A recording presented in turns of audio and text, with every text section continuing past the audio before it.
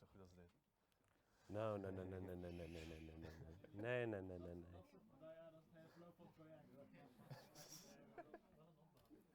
Technische mankement is wel een goede samenvatting van het project. Hoe lang zijn we nou stil geweest? Ik krijg echt ontzettende sunspots in mijn ogen. Maar dan, als je echt goed in als je echt goed in het licht kijkt, kun je de mensen niet meer zien en dat is minder ongemakkelijk. Oh dear. The questions aren't. Zijn we al live? Okay, everyone, I'm going to begin. We're live right now.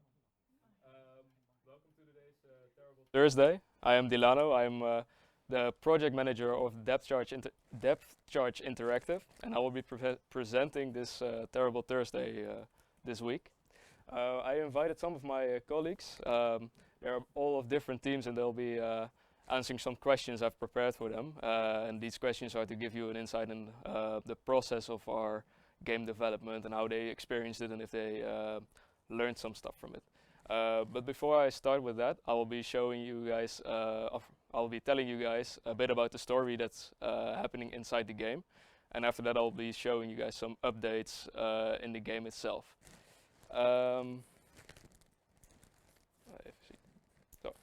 So the story.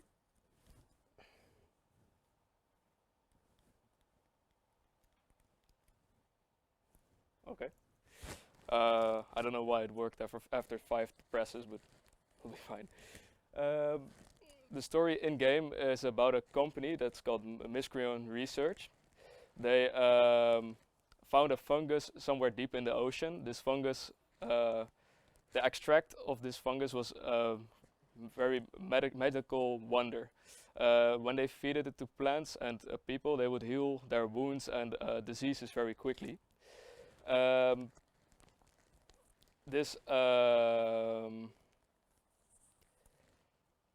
Seeing the opportunity to make a lot of money, the company decided to feed a lot of synthetic hormones and other stimulants to this fungus, and without them knowing it, this mutated the fungus into something else.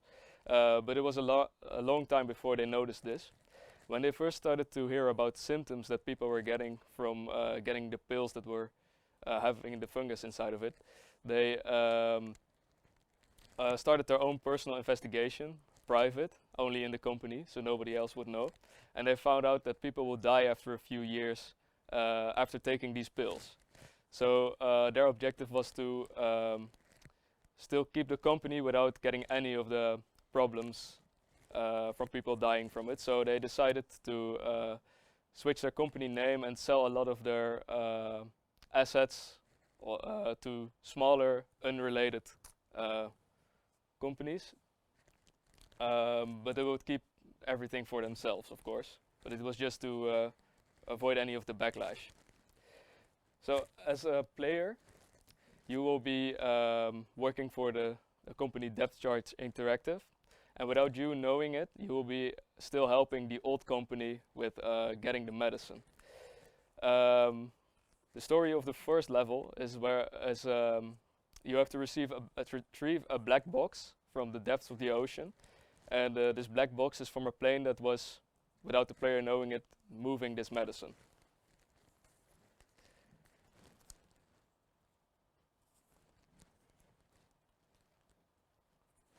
Yeah, that was everything. I'll show you guys some updates of the game. Okay. Last time we showed you guys our lobby system that was still with bare bones, but it all worked, and we updated it to this new system. We have our own UI, and if I can switch to the next slide. This is our new lobby system. We, how do I say this? We hooked it up to Steam. So if you are running this game on Steam, you will see all the lobbies that are available to you.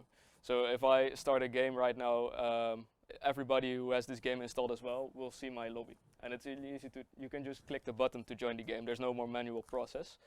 But for people not willing to use Steam, it's still possible to do this with IP and port number. We've also integrated the plane into the scene with a black box. This is an image we put over. This is how it's sort of going to look inside of the game. On the right, you can see the full model of the plane and the crashed version. I think there is an explode function or something. Mace, do you know something about that? You didn't work on it, but maybe you could explain a bit how this works.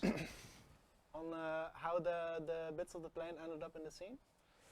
Yeah, there was an explode function in Blender, if I'm correct. No? We initially created a model of a plane, and we simply sliced it up into little pieces. You can see it right there at the top right, and those little pieces ended up in the game. They still fit together like eggshells, and you'll be able to find bits of this plane transporting the medicine around our environment, just like the black box, which the players will have to extract. Thanks. We also have Steam Deck support. I was going to show it on video, but there was a bug we ran into, so unfortunately that's not possible right now. Then I'll start with the questions. I'll start with Shores. He's our programming lead. Shores, what has been the hardest task for your programming team as a feature? As a feature, I think the hardest thing that we worked on, that you always need to work on, is the multiplayer part, which you have to like start with early, because otherwise you have to rewrite a lot of your game. But then even when you make new stuff, you always have to think about, this gotta be multiplayer, this has to look good for the host, this also has to good on the client, so you have to test it on multiple machines. And if you don't do that, then you end up with a lot of bugs and things you don't want. So this has been something that has been from the start to the end, and has always been something that you need to keep working on. And Okay. even if we're adding new things to the game, we will still need to keep that in mind. So it's definitely multiplayer. Okay. I'm gonna ask a question. Jarno, can you make them switch the slide? Because I have some background video for this. Yes. You also click play? Nice. This is some, just on the background, some footage from our development. Just as a background for when I'm asking questions to more people. Sure, so if you could implement one more thing in this game, what would it be if you had more time? If we had more time, we would probably add like more ways to like maneuver to the map right now, because right now we have the base stuff for that. Mhm. But you could imagine like that maybe there's like fish that's actually moving because you are like in the water. There could be fish right there. Maybe some of those fish would be enemies. So stuff like that, I think that would make the game really interesting. But that hasn't been made in a game yet, but it would be really nice if we add that later, which we might. Nice. I'm just gonna stop the video for a second. Yeah. Could you switch to camera 3? Yeah. Someone just walked in with a Steam Deck. They managed to figure it out. So I'm just gonna show it on the camera. Wrong camera? That's Oh, that's my fault. Can you switch to one showing my hand?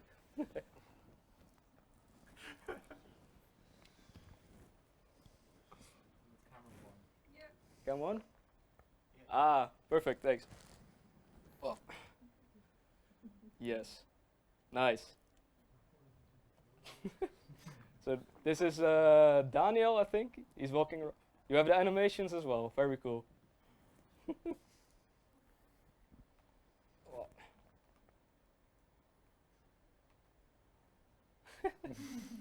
Nice, thanks. But this is a Linux build, so it works on all machines that also run Linux. Correct, George? Yes. Nice. Okay, I'm gonna go sit back down. Can you switch the camera back? We actually have 3 developers that are using Linux. So, and they are making sure that it works as well on Linux as well as on Windows. Ah, So we test it on both machines. so that's part of your development process as well, seeing Yes. if it works on both machines. Yes, we Nice. don't just test on one operating system. What do you think is the most fun part you've worked on during this project? The most fun feature? I think the most fun feature is also multiplayer, because what we noticed is when we were working on like everything that has to do with like communication, it's all multiplayer. The voice chat is multiplayer, the lobby system is multiplayer. It was really fun to see that when you're developing on this game and you made like your features, then you go to the lobby and you can just see all the lobbies that people are already on while they're also developing the game. So as a development point, that has been really interesting to see that that worked. Yeah, I think, and every multiplayer part is difficult, but when you get it right, it's really satisfying when you can play it with someone else. I can imagine. If you were to start over, what would you have done differently? I think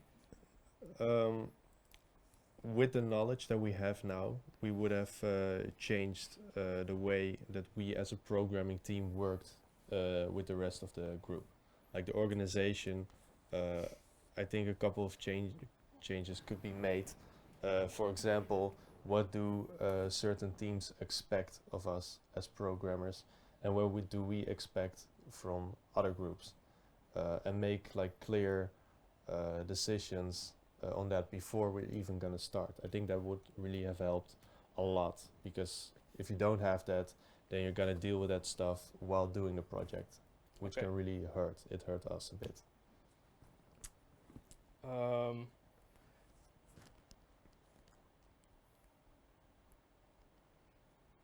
What's the first thing you would have added to this game if you still had time? A feature. Probably the fish. I The would fish. love. Yes, there were actually there have been made like prototypes for the fish, which aren't like ready to actually put in the game, but just from a programming perspective, we tested with some of like enemy fishes, and they would like follow you, and it was really fun to see how that worked. So I would love to see that later implemented in the game. Thank you. Then I'm gonna switch to Mace. What do you think you guys, oh sorry, Mace, you're a part of the art team. Yeah. What's the point you guys made the most progress in, like in, how do we say this? Between the Yeah. last presentation and now, you mean, right? Yes. Well, as you could see in the development footage and on the Steam Deck demo, the thing that's most noticeably different between the current presentation and the last one is that the entire outside environment has been given a more natural appearance. They don't just look like grey boxes now, they look like an actual cave. And I think that goes a long way in making this game look more like a believable submarine game. But the greatest progress in between the last presentation and now has really been the animation. You could also see that on the demo just now. It's been mostly behind the scenes. There still needs to be some work done on it, but it's already looking really good, and it's really important for a multiplayer game like this as well, because you need to see the other players, and the other players also need to look good. So I think that's the most progress we've made on the game between Okay. now and the last presentation. If you were to start again, would you have done something differently this time? I think I'm going to go with the same thing that Shore said on this, because I think where we could make the most progress is just the way that we work together with each other and the other teams, because a lot of times people would work in a certain way assuming that other people worked also worked in a similar way, or assumed that someone was able to do this when they still had to do some research, or were assuming that other people already knew what they knew about the design decisions, and that just put a lot of obstacles in our way. And I think we could have worked a lot faster and more efficiently if we had simply communicated a bit more between the teams and within our team as well. Okay. What would be most? What was the most fun part you've worked on during this project? During this project or during the last? The entire project. The entire project. I think I can't even really choose, because I've never really done 3D modeling before this. So it's just been a lot of fun figuring the whole process out, actually. From making meshes to making textures and putting them all in the same project and making it all look cohesive, and the special effects and the lighting, as you can see. It's just all been so much fun. I love this entire project. But if I had to choose one, it would be procedural texturing. Okay. How did you guys come up with the idea of the art style of the game? It's mainly just that it's, as you can see, we use a very pixelated and low poly style for everything. There's also a lot of stark lighting, and we basically just came up with this because a lot of big players in the industry are really fond of this style, and we are as well. If you look at the work of David Szymanski with Dusk and Iron Lung, you can just see how effective a style like this can be to create scary or ominous atmosphere. And with the haunted PS1 demo discs, that sort of stuff, it's all very in fashion, and for good reason as well, because models like this are they're quite easy to make and also easy to optimize for game engines like Unity. So we were able to produce things very quickly and efficiently. And same goes for the textures. It's very easy to create very imaginative textures if you have such little canvas space to work with, because the player will automatically use their imagination to interpret what they might see, and that's scariest of all. Okay. If you were to have more time, would you have added something else? Something that's missing right now? Definitely fish. Definitely fish. Also the fish. With the texture of Aaron on top. The public isn't ready for that yet. Okay, that's an but Easter egg maybe. Yeah, it's an Okay. Easter egg You maybe. didn't hear anything. Okay, thank you. Then I'm gonna switch to Aaron, but before I do, can I ask the guys who are showing us the stream, can you switch to Remy's video again? Yeah, thank you. Aaron, what's the most fun part you've worked on this project?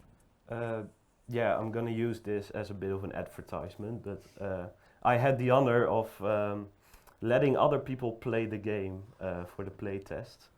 Yeah, it's the most fun I've ever had, to see everything coming together, and to see how other people were screwing it up.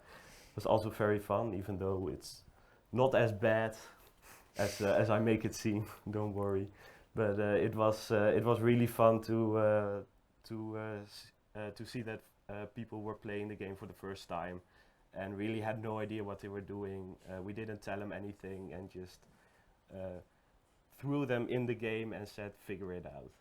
Okay, how did these people experience the game? Yeah, it took a while to figure it out, but they knew exactly what everything meant. The map, they knew it was a map. They knew how to move forward, but the biggest thing is that we need to work on the map design. It took a while to figure that out, but everything else they thought was fun, and that's the and most enjoy important part. That it's most Indeed, that it's fun, yeah. And maybe after playing it a few times, they get the hang of the map. yeah. That's what I think. And also an important part, it was absolute chaos between the three playing the game. So that was also one of our goals, and yeah. that goal, Nice, we did that. nice.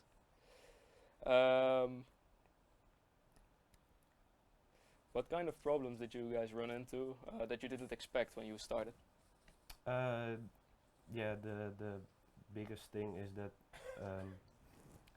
we as a design team should have started a few weeks earlier than the rest of the teams. Especially for programming, the first 3 weeks, they asked questions with what can we do, and we didn't know yet because we were still figuring it out ourselves. So it was difficult to give them things to do, and at the meanwhile figuring out the entire game. So, but that's because it's a school project, obviously. Mm-hmm. If we could start over, if we for another game that we're definitely gonna make, we are gonna make the design team start a few weeks earlier for the real pre-development. That's a nice tip. So if you ever start a game, start with development, and then after a few weeks start implementing stuff. Because if you all start at the same time, that's gonna be a big problem. Are there any design choices that you would like to add in the future development of this game? Fish, obviously. Also the fish. Nice. And also we had to scrap a few things because we only had 2 months to make this. Yeah. So I want fish. to like fish. Yeah. The other things we had to scrap, I want to bring them back as well. Okay. I'm gonna switch to Wouter. Thank you, Ahel.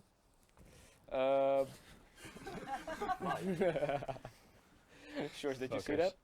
No. Wouter is one of our sound team members. What do you think you guys made most progress in? Like in a working kind of way? Well, it's a little hard to see now because we don't have audio, but we added a lot of ambient machine noises and stuff like fuse boxes make electrical noise and machines make beeping noises, and it sort of made the submarine come alive in a way. So I think that's the most progress we had since last time. Okay. Would you have done anything differently if you were to start over? Yeah. I probably would have done more research into normalizing audio and making sure it was good as a starting point, because at the end we had a couple of audio clips that weren't properly normalized, and we had to scrap them afterwards because the quality wasn't good enough. Okay. So in a workflow manner, we should have done more research into how to make the audio quality good. Could you maybe explain what normalized means? Oh, basically just bring the levels up to a normal level. So you have different sources of audio, and they, what you're trying to say is that they all sound kind of at the same volume, or maybe depending on distance, or a bit. I can't find the English word. Zachter. Lower volume. Lower volume. Lower volume. Yes. Is that what you mean? I'm not sure I understand the question, to be honest. Okay. Sorry. Normalizing sound, like it was a problem we had in an earlier version was that the voice chat was very soft and the footsteps were very loud. And normalizing means how do you say it? Getting them closer, Getting them right? Getting everything, at a sort of unity, so a basic volume for everything that's the same. Okay. Yeah, we had issues with that at a later stage because we didn't do that properly at the start, and later that became an issue. Okay. How do you think the sound enhances the game's feel? It gives you sort of a spatial feel of where you're at, so it enhances sort of your belief that you are actually in the submarine, because you hear the noises from all sides. Okay. Are there any weird experiments you guys did to find a sound source? We had a lot of fun with modular synthesis. So there we have a modular synthesizer which basically just makes beeping noises in weird ways, and by plugging in cables you get something else, and we found that fit the vibe of the submarine very well, so we experimented by just plugging in random cables and it produced machine-like sounds. And that was a lot of Okay. fun. Are there any things you would like to add that you didn't have time for during this project? Well, besides fish, I guess more of the spatial sounds we already have, and I'd like to work on the levels and mixing a lot.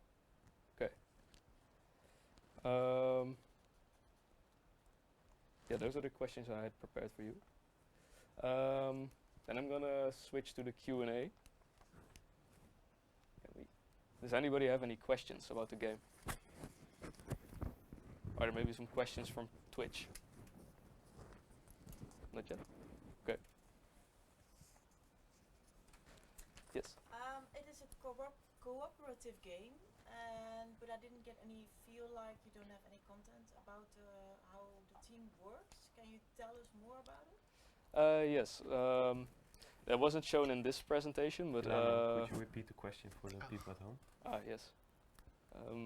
Could you repeat the question for me one more time? Then I can repeat it for the people at home. It is a cooperative game, Yes. and I see a lot of game footage, in-game footage, but I don't see how the team works together. So Okay. you don't have any content about that. So maybe you could explain more. What's the fun in playing together?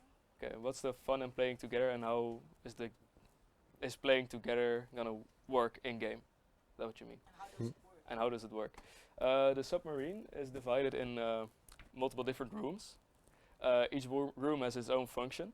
And as an example, what the players were starting in was the control room. That's where you can see outside and steer. But this alone is not enough to navigate the map and find the black box of the plane. There is also a navigation room, which has a radar and a 3D map scanner.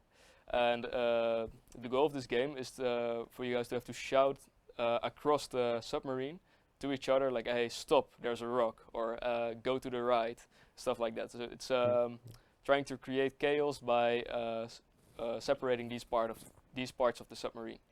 And for now, there was only navigation room and control room. But we would like to expand it to more different kind of things. And something we would like to add in the future as well is maybe an engine room that breaks down when you run into something. Then you have to do a task in that room to fix it again and to get going again. And this is all to create chaos. Can I Does that add answer to your- that? Yes, Just saying. of course. You see that like the screen there, but as you can see, it's really shitty. You can't see anything, and that's on purpose because you have one person that's controlling the submarine, but he isn't supposed to know everything around him. For that, you have the other guy sitting way in the back, where you saw like those dots, those scanner that's around the holographic submarine, and you see which scans the whole environment. So that person is supposed to have a way clearer vision on where the submarine is right now. So you communicate with each other, and then once one person sees that there's like something of value on the ground that they need to grab, then he shouts to the person using the submarine, "Hey, stop right there." And he's gonna go to, you saw it a little bit, there's like this claw, like a joystick in the back where you can control a claw. And then it's like one of those arcade machines, you know, where you like get those toys with the claw. So then that person aims with that claw where that loot is. There's like, it's gonna grab it and it's gonna retrieve the valuable item that was on the ground. And then once they have that, either they win or you get more loot. But you have to communicate with each other through these two different rooms, mainly two different rooms right now. And at the moment, it can be played with 2 persons, and in it- the future, maximum 4. I don't know. It can be played with 3 people right now. So you can imagine one person is controlling the submarine and one person is like looking at those like the visuals, where everything is, and the other person is like controlling the claw. But you can also play it with 2 people. And then maybe if we add more features, we can add multiple people. But right now it's set to a maximum of 3 people based on the features that we have right now. Thank you. But it's still one role per person. Is it still 1 role per person? Well, Well, you don't. Yes, you could do that, but you can also switch. So you don't choose, I'm gonna control the submarine. You can also control the submarine for a few minutes, think, okay, I don't like this, then you switch those roles. Like you don't, Yeah, get the game doesn't specific role. define any rules. That's No, up I to the understand, player. but once I'm steering, I don't see any reason to switch with someone navigating. no. Maybe you you don't could like just it. switch to mess with your friends. If someone is steering, you could also grab the steering wheel. Why would I want to mess with my friends? Because it's cooperative. It's part of the game as well. As the game, the part of the game of one of the objectives of the game is to have fun, and messing with your friends can be fun. Yeah. But It's the r- objective was to collect something. Yes. You Yes, the the game. main Yeah. objective is to collect something, but the game doesn't want to make strict rules and tell you you have to force you to do a certain thing. So I'm really annoying to play with So when I'm not playing gonna play with cooperative games. Yeah, if you play it with me, you're not gonna have a fun time. So But Shores, on the other hand, is gonna have so much fun. yes, so while you don't have, you aren't forced to do these specific things, but you get rewards if you do. But we kind of want to allow the player to have, to make their choices. It's like you choose to do this certain rule, you choose to be cooperative. Yeah, but the game isn't saying that we have to switch. So once I'm starting steering and I say, oh, this is the only thing I want to do, Yeah. and even though you want to do it as well, you just have to navigate. Yes. Adnan? I really like that you managed to get the game working on Steam Deck. What was the process behind being able to get it working on Steam Deck? The question was, how did you guys manage to get it working on Steam Deck? Sure, could you maybe Yes. answer this question? So what we did is the multiplayer works based on Steam. So that allows the Steam Deck to be not as difficult in a sense of multiplayer. And what we did, we looked at controller support as like a general thing. We didn't made different decisions for PlayStation or I don't know, Nintendo Switch. No, you have a controller. Like, what are the controls of these buttons are going to be? You know, like PlayStation has different icons and different buttons than, for example, an Xbox, right? And then you have like different controls based on which system you use.